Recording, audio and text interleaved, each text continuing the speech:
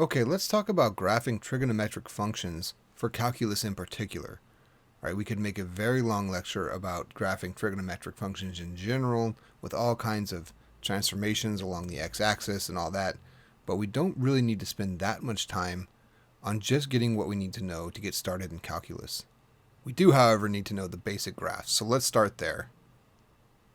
Okay, let's start with graphing sine x. And one way to remember how to start this is to always remember that sine of 0 is 0. Right? That's just an important thing to remember because that tells us where to start the graph. And then it must go something like this. It goes up to 1 at pi over 2, back down to 0 at pi, and so on. Negative 1 at negative 3 pi over 2, and we're back up at 0 at 2 pi. Right? And the same thing extends over into the left side here. Something like this, and so on. You get the idea. Okay, so that's something you want to be able to do straight, at any time someone were to sit you down and ask you to graph this, you should be able to graph it. All right, let's move on to cosine of x. If you're not able to, practice it a little bit and make sure you can. It's not that you sit around generating this graph all the time. It's that understanding what sine and cosine look like graphically. If you're able to bring this vision up in your mind, it allows you to answer questions about what's happening trigonometrically quickly rather than having to reason through all the analytical aspects of it, right? A picture is worth 1,000 words, so to speak. And that's very true in these trig graphs. If you can just instantly visualize what the function is doing, you'll have a good intuition of what needs to happen next when you're working with trigonometry and what's happening with the calculus involving trigonometry. Okay, on to cosine. Well, we should know that cos of 0 is 1. That's a very helpful thing to know. And then once you know that, you can go on with the graph. At pi over 2, we're at 0. At pi, we're at negative 1. 3 pi over 2, we're back to 0. Oops, and 2 pi, we're back to 1 again. Something like that. Didn't quite go through the points, but you get the idea. And we can also extend that one into the negative direction. Something like that. And that's essentially an image that you want stamped into your mind again, right? So if it takes a lot of thought for you to generate sine and cosine, practice this a little bit to make sure these are very quick to recall. Okay, well, let's do tangent. Here we go, tan x. Well, okay. Tan x has these asymptotes at pi over 2 and negative pi over 2 because tangent is sine over cosine and cosine is 0 at these points. And so when you divide by 0, you get asymptotic behavior, and then your graph looks something like this. It comes up, passes through 0, and goes up asymptotically like so, and so on. I'm sure when you draw this, you can probably do a better job of it than I can, but you get the idea. Tangent looks something like that. Now, while we're here, we might as well do the graphs for, let's do, how about cosecant? Cosecant of x. I'll do it on the same axes as the sine x because every time we sine x is 0, remember cosecant is 1 over sine. So every time sine x is 0, we will have a vertical asymptote for cosecant.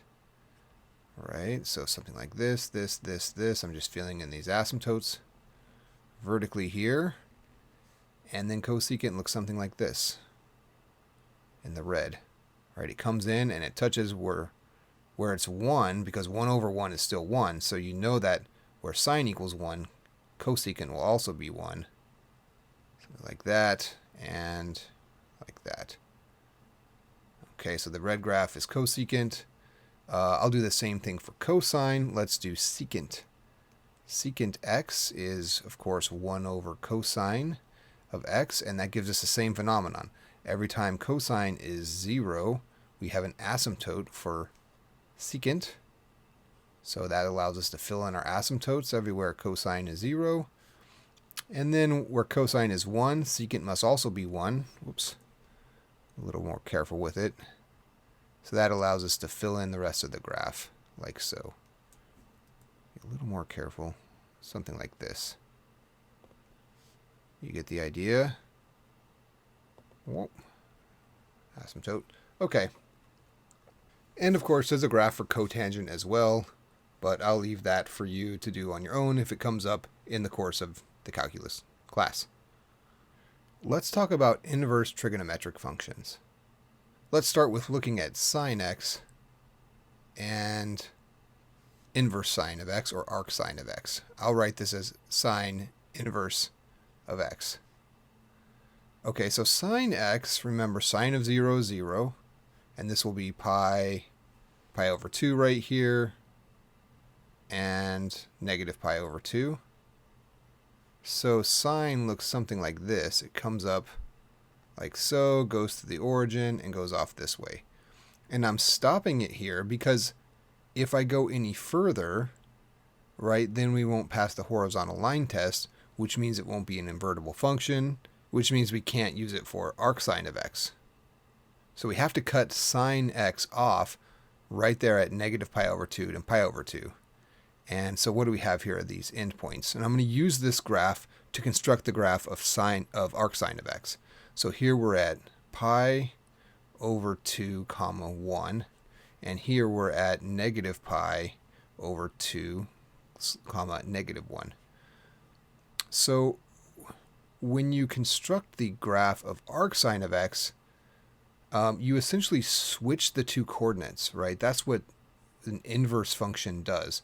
And arc sine or inverse sine of x is simply the inverse function of sine x. So here now what we have is negative 1 and 1 on the x-axis, and pi over 2 and negative pi over 2 on the y-axis. This is one way of looking at inverse functions. All right, and so now this point kind of maps over, so now we have negative 1 comma negative pi over 2. Note that the coordinates have switched, and then up here we have 1 comma pi over 2 for that second point. And the arcsine function looks and the arcsine function looks something like this. It goes up like this and then curves around like that. Whoops, close off this point here. And then the inverse sine function looks something like this. It goes up, curves through the origin, and then goes up to that second point. Let's talk about the domains and ranges of these two functions. So here for sine x, we have domain. All right, let's see here. How about negative pi over 2 to pi over 2, and the range negative 1 to 1.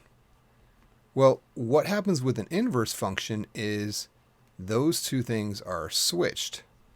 Well, let's not do that. Let's do it like this. Domain and range. So now on our inverse sine function, we have a domain of negative 1 to 1. And the range is what the domain was for our original function, negative pi over 2 to pi over 2. So here we have essentially constructed the arcsine function and everything we need to know about it for calculus. And we'll use this a lot in calculus and even more in Calc 2, but we certainly wouldn't want to go through this entire process to construct this graph and think about the domain and range every time. So again, a picture is worth 1,000 words, and if you have it in your brain to remember this bit of information, actually, you don't even need the domain and range because those are inherent in the graph. If you can just remember this graph, that tells you so much information about arcsine and everything you need to know about arcsine that is really worth remembering, because then you can instantly answer questions about the domain and range of arcsine and what its different values are and all of that. Let's do the same thing for cosine and inverse cosine, or arc cosine. So let's start with the graph of cosine of x. And remember, cos of 0 is 1. So this would be pi over 2, and then pi here for these 2 points. So it would come through like so, down to pi over 2, and then continuing on down to pi where it stops. And I'm going to cut it off there so that we have an invertible function. right? It has to pass the horizontal line test to be an invertible function. We want it to be an invertible function so we can find the inverse. So we need to cut it off there. Okay, so let's look at what we have here. We have two endpoints. So here we have 0, and this is 1. And then down here we have pi, comma, -1. And then for arc sine, or arc cosine x, or inverse cosine of x, we switch those coordinates on both those points. So now instead of 0, 1, we have 1, 0. That's right here, 1, comma 0. So there's one endpoint. And then instead of pi, -1, we have -1 pi, which will be up here. So this will be -1, comma pi. This is pi over 2. And then the graph comes through like so. Kind of wraps down here, goes through pi over 2, and down to 1, 0. Again, let's look at the domains and ranges here. So the domain of cosine here is 0 to pi, 0 to pi. And I'm included. Note that the endpoints are included here. It's not particularly profoundly important, but it can be. And the range is -1 to 1. Here in the arc cosine graph, we have domain now going from -1 to 1. I guess it would help if I labeled some of my points here. -1. This is 1 and -1. Okay. And the range, in this case, of course, is the same as the domain in the original function. It is 0 to pi. So again, we don't want to have to go through this entire reasoning process every time we want to talk about the properties of arc cosine. So it will pay dividends in the long run if you can just remember this graph of arc cosine. I know a lot of people won't do it, and then you have to end up unpacking arc cosine all these different times when you want to work with it. But eventually, I found it the most useful to just memorize the graph of arc cosine and arc sine, because it gives you all the information you need to know about those functions in one compact picture. Let's do this process one more time for tangent and arctangent. Okay, so let's start with tan x. All right, tan x, we know that goes from -pi over 2 to pi over 2. And we have those asymptotes there. Whoops, the ones that we saw before. All right, kind of be careful with these. Something like this and like that. And then the graph comes up like so. Passes to the origin and off it goes. The inverse tan graph then, arctan of x, has asymptotes here. Oops, make sure we actually go through it. And down here at pi over 2 and -pi over 2, now on the y-axis. So pi over 2 and -pi over 2. And it goes through it like so. Comes up, passes to the origin, and approaches pi over 2 asymptotically. And this has a lot of useful properties that you see when you evaluate limits, right? Because as this thing goes to infinity, it approaches a specific value. As x goes to infinity, this thing approaches pi over 2. And as x goes to -infinity, the arctan approaches -pi over 2. That's a super useful property, both in Calc 1 and Calc 2. So I would say that the graph of arctan x is probably used more than the other two. And it's not so much the graph that we use, but the concepts that the graph reveals to us, such as these limit properties. And we'll talk more about limits. Let's just look at domain and range here. Domain of the original graph of tan is open bracket now, because we're never hitting it, -pi over 2 to open bracket pi over 2. And the range is about -infinity to infinity. And those are swapped for the inverse tan graph. So the domain then becomes -infinity to infinity.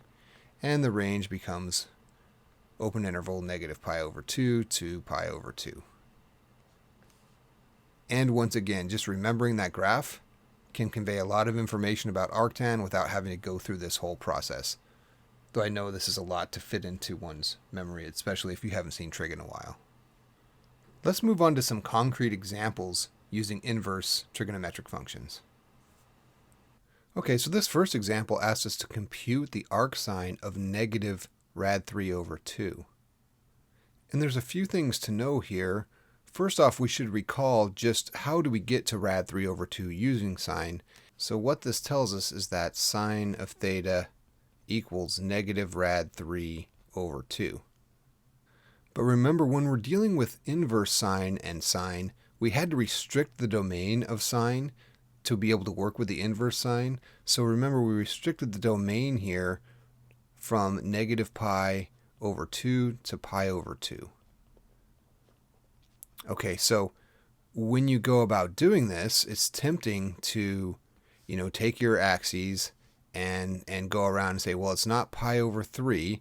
We know that pi over 3 is rad 3 over 2, but we need a negative. So maybe we go up here, but then all students take calculus. Sine is still positive. So then we go down here.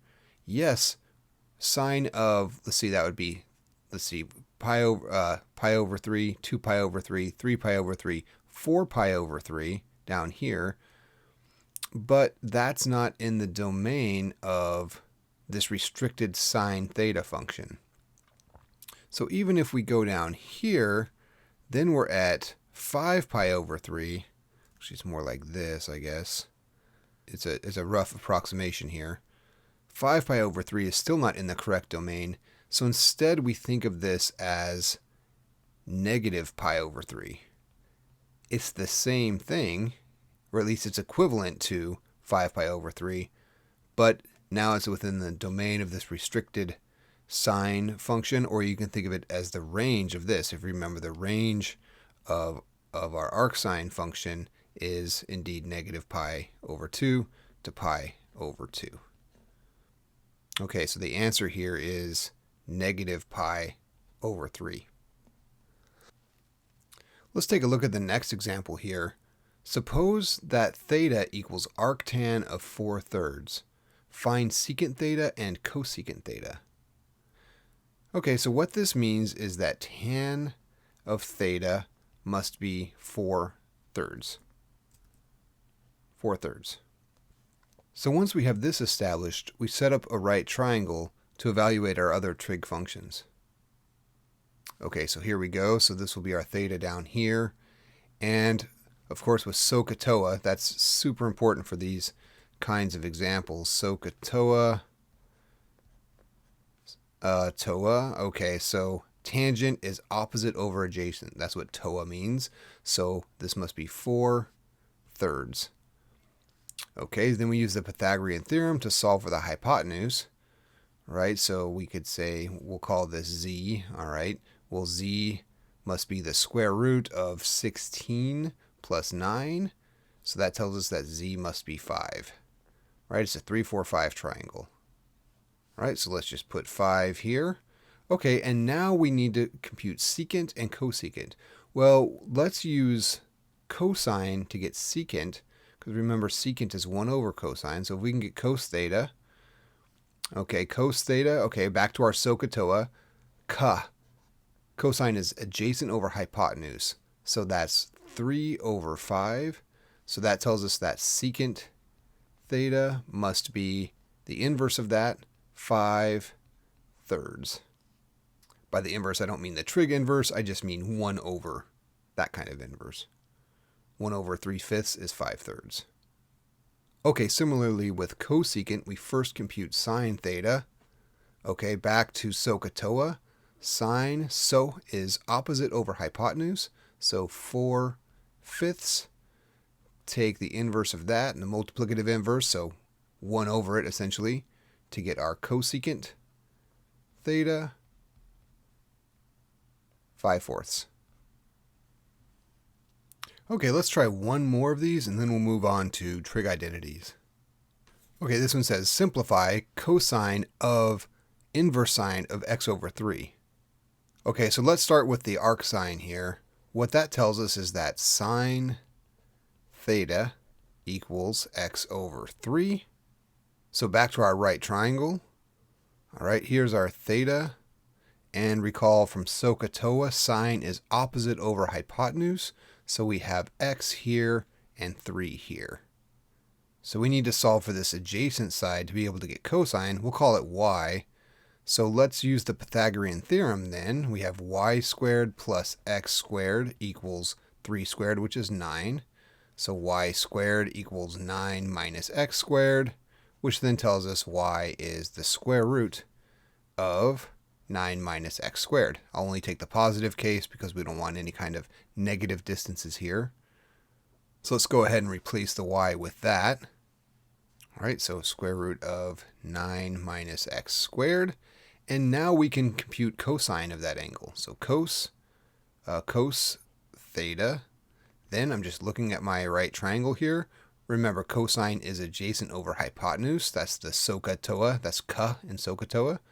So let's see here. Square root of 9 minus x squared over 3. There you have it. Though there are many trig identities that we discover throughout trigonometry, I would say these 5 really are the ones necessary to get us through calculus, at least Calc 1. You may need a few more in Calc 2, but I'll just go through these quickly. I don't want to spend a lot of time on this or where they came from. But look, we all know sine squared plus cos squared equals 1. That's the Pythagorean identity. The second one here, tan squared plus 1 equals secant squared. That's just another version of the Pythagorean identity. Just imagine dividing all the terms in the original Pythagorean identity by cos squared. You get the second version, tan squared plus 1 equals secant squared. Here we go, moving on down here. Sine of 2x equals 2 sine x cos x. That is the double angle formula for sine. And what follows down below it are actually the double angle formulas for cosine. I don't know if you recall from trig that there were a bunch of different versions of the double angle formulas for cosine. It doesn't really matter if you know that. What you do need to know is that those can be rearranged to get these values, or these identities for cos squared and sine squared. So we have cos squared x equals 1 plus cos 2x all over 2, and sine squared x equals 1 minus cos 2x all over 2. Now, every once in a while on some exercise, you may need another trig identity. I'm not saying that won't happen, but I'm saying mostly these should get you through the course. So focus on those for now, and if you need something else, look it up as you need it. Finally, let's come back to graphing trig functions and look at some slightly more involved examples where we work with the period a little bit. And of course, I refer you back to your trig course if you want an in-depth explanation of all you can do with graphing trig functions. This is just a very quick exposition, but in general, if you have y equals a sine kx, or y equals a cosine kx. The amplitude in these cases is a, and the period, which is important here, is t. We call it t. T equals 2 pi over k. And when that happens, essentially, at least what I'm interested in is sketching it just one cycle of that on the interval from 0 to 2 pi over k. We can even go more general than this. I'll bring it up just for completeness, but I won't actually focus much on this more general case. But here it is. So if you want to go slightly more general, you can start working with phase shifts. So then we have a times sine of k times the quantity x minus b, or a times cos k times the quantity x minus b. The amplitude and period are the same with those, but then you sketch one cycle on a slightly different interval from b to 2 pi over k plus b. I won't mess with the phase shifts now. I'll let you do that on your own. I can't recall seeing that in calculus at all, but I'm sure there's some exceptions or some exercise buried deep in there somewhere where you might have to do this, but if you do, it's very rare in calculus. So we'll just focus on a couple of examples without the phase shift. So for the first example, we have y equals negative sine of 1/4 x, all plus 1. And what we'll basically do here is graph sine 1/4 x, and then manipulate that graph to get the negative and the plus 1 taken care of. So what do we have? Well, this negative is going to reflect about the x-axis, and the plus 1 will shift it up 1. Okay, so what we need to do then is figure out how to graph sine of 1/4 x. Well, we should know what sine x looks like. If not, go back to the beginning of this video and watch that again and make sure you have that down. The difference is now we have a k here. Well, k is 1/4. So then our period t is, recall that the period is 2 pi over k. So that's 2 pi over 1/4. Okay, well that's 8 pi. So that means we'll graph one cycle of this graph on, okay, we'll go from 0 to 8 pi since there's no phase shifts or horizontal shifts or anything like that going on. So the way you do this is you take your standard graph that you would use for sine, but notice how it's not labeled here. And now instead of pi over 2, pi, 3 pi over 2, and 2 pi, you start with your 8 pi, since that's how far we're going out here. Okay, and then you just fill in the other tick marks to get your graph. And then we'll graph it like we were graphing sine. So let's first just graph, so let's for now just graph sine of 1/4 x. Because then we can manipulate that graph from there. So we go out to 8 pi, divide that by 2, that gives you this middle one, 4 pi.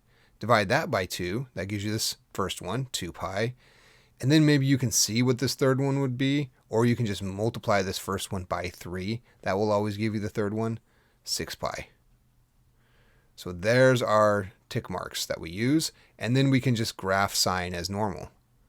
Okay, here we go. We go up here, down through 4 pi to 6 pi, and then back up to 8. Okay, but that's just sine 1/4 x. So next we're going to reflect it, so let's do that. So let's make this negative and graph that one, and I'm just doing this. You might be able to do this all in one step. That's great. I'm slowing it down a little bit, so now we're up here. This is what the reflected version of this looks like. Bing, there you go. And finally, let's add on our +1. So now we'll say +1, erase that graph, and what that's going to do is shift this whole thing up by 1. So now we start at 1, go down to 0 for 2 pi, back up to 1 for 4 pi, up to 2 for 6 pi, and back down to 1 for 8 pi. And there you have it. Okay, let's move on to part B. We have y equals the absolute value of 2 cos pi x. So because this is cos pi x, we'll have a non-standard period instead of 2 pi. So let's take a look at that. So this here, pi is our k, but remember that the period t is 2 pi over k. So we have here 2 pi over pi, which is 2. So that makes things interesting. So let's see here. Let's go 1, 2, 3, 4 tick marks out. That tells us we're ending up at 2 when we're graphing one cycle of this thing. Go to half of that, we get 1. Go to half of that, we get 1/2. Multiply that by 3, we get 3/2. And that gives us our tick marks for how this thing is going to look.